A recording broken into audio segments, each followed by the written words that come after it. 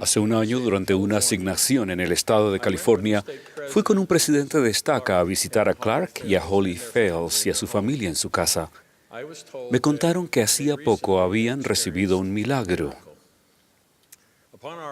Al llegar, Clark tuvo dificultades para ponerse de pie y saludarnos, ya que tenía aparatos ortopédicos en la espalda, el cuello y los brazos.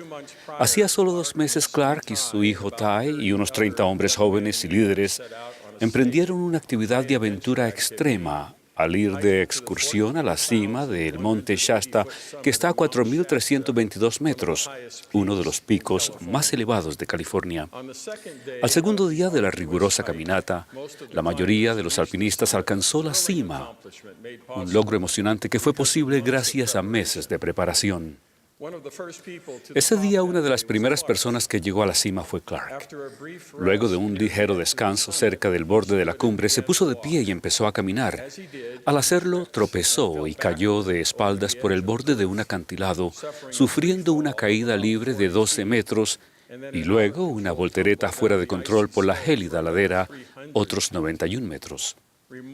Sorprendentemente, Clark sobrevivió, pero estaba gravemente herido y no podía moverse. Los milagros que Clark experimentó durante ese suceso traumático estaban solo por comenzar. Dio la casualidad de que algunas de las personas que lo encontraron era de un grupo de excursionistas, guías de rescate en montaña y profesionales médicos de urgencias. De inmediato atendieron el estado de choque de Clark y proporcionaron al equipo para mantenerlo abrigado. Además, dio la casualidad de que ese grupo estuviera probando un nuevo dispositivo de comunicación y solicitara ayuda de urgencia desde una zona donde los celulares no podían recibir señal. De inmediato después, desde un lugar a 1 hora de distancia, se envió un pequeño helicóptero al monte Shasta. Después de 2 intentos peligrosos pero infructuosos por aterrizar a una altitud que sobrepasaba los límites de la aeronave y de luchar por condiciones de viento, el piloto comenzó un tercer y último intento. Mientras el helicóptero se acercaba desde un ángulo diferente, dio la casualidad de que los vientos cambiaran y el avión aterrizara solo el tiempo suficiente para que el grupo metiera a Clark rápida y penosamente detrás del asiento del piloto. Cuando Clark fue evaluado en una unidad de traumatología, las pruebas revelaron que había sufrido múltiples fracturas en el cuello, la espalda, las costillas y muñecas, que tenía un pulmón perforado y una multitud de cortes y escoriaciones. Dio la casualidad de que un renombrado neurocirujano traumatólogo estuviera de turno ese día. Él está en ese hospital solo unas cuantas veces al año. Ese médico más tarde declaró que nunca había visto a nadie sufrir tantos daños en la médula espinal y en las arterias carótidas y sobrevivir.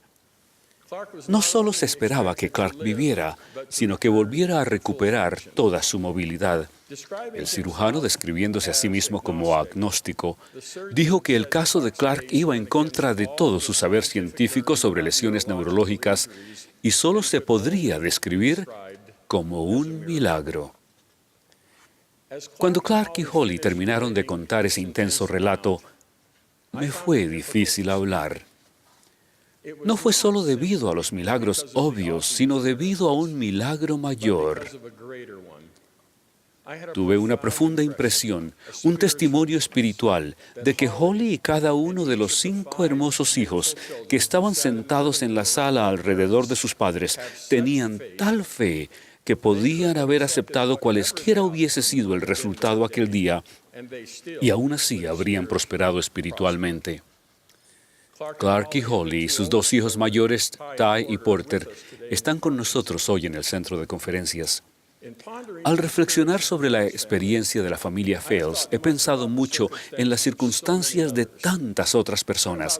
¿Qué hay de los innumerables santos de los últimos días llenos de fe, que han recibido una bendición del sacerdocio, que oran incesantemente, que guardan los convenios y que están llenos de esperanza, pero cuyo milagro nunca llega? Al menos en la forma en que entienden un milagro. Al menos en la forma en que otras personas parecen recibir milagros. ¿Qué hay de aquellos que sufren aflicciones profundas física, mental y emocionalmente durante años, décadas o durante toda su vida mortal? ¿Qué hay de aquellos que mueren a una tierna edad? Hace solo 2 meses, 2 matrimonios que tenían recomendación para el templo, junto con 3 hijos misioneros de tiempo completo y otros 5 hijos entre ellos, despegaron en un pequeño avión para realizar un vuelo corto. Estoy seguro de que oraron por seguridad antes del vuelo y oraron fervientemente cuando su avión tuvo serios problemas mecánicos antes de estrellarse. Ninguno sobrevivió. ¿Qué hay de ellos? ¿Tienen razón las buenas personas y sus seres queridos en formular la pregunta que planteó Mormón? ¿Ha cesado el día de los milagros? Mi limitado conocimiento no puede explicar por qué a veces hay intervención divina y otras veces no la hay. Pero tal vez nos falta una comprensión de lo que constituye un milagro. A menudo describimos un milagro como el ser sanado sin una plena explicación de la ciencia médica o como el evitar un peligro catastrófico al prestar atención a un claro susurro. Sin embargo, definir un milagro como un suceso benéfico que se produce mediante poder divino que los mortales no comprenden, brinda una perspectiva más amplia en los asuntos de naturaleza más eterna. La definición también nos permite contemplar la función esencial de la fe al recibir un milagro. Moroni enseñó, y en ningún tiempo persona alguna ha obrado milagros sino hasta después de su fe. Amón proclamó, así Dios ha dispuesto un medio para que el hombre por la fe pueda efectuar grandes milagros.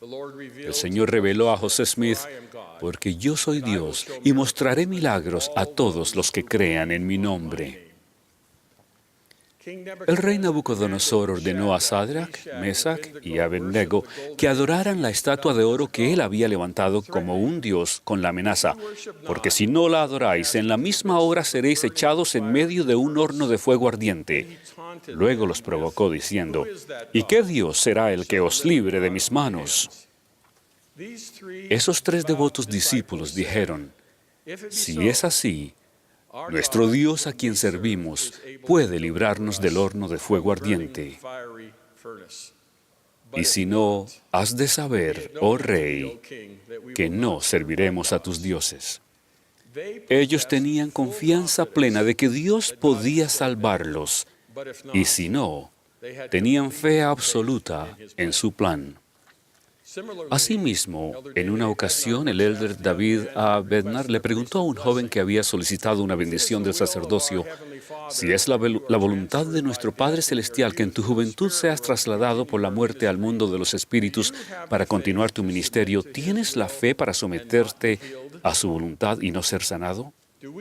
¿Tenemos la fe para no ser sanados de nuestras aflicciones terrenales para que podamos ser sanados eternamente? Una pregunta crítica a considerar es, ¿dónde ponemos nuestra fe?